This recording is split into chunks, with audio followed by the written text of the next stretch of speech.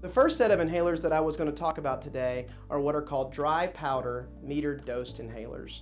The two most common are Advair, which comes in a discus, and the Ellipta inhaler. And the Ellipta inhaler includes a lot of different varieties of Ellipta inhaled medications. Both of these are used exactly the same way. As you can see, on an Advair, there's a little dose counter inside this little dose finding window. The activation of Advair is a two-step process. First, stick your finger inside the finger groove here and twist open counterclockwise.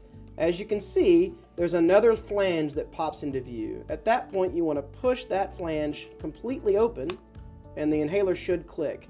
As you can see, that will also tick down the number of doses by 1, and you can see that my demonstrator is now at 0.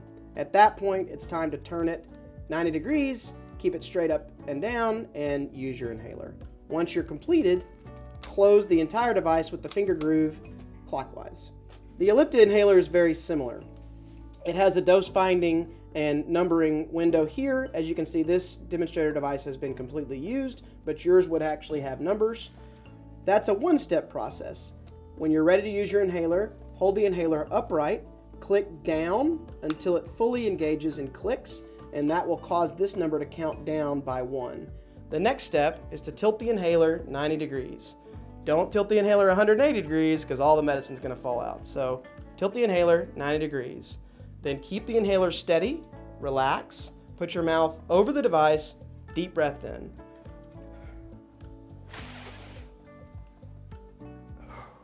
That's it. So remember, relax, 90 degrees, deep breath in, hold your breath for about 5 seconds, and then relax again.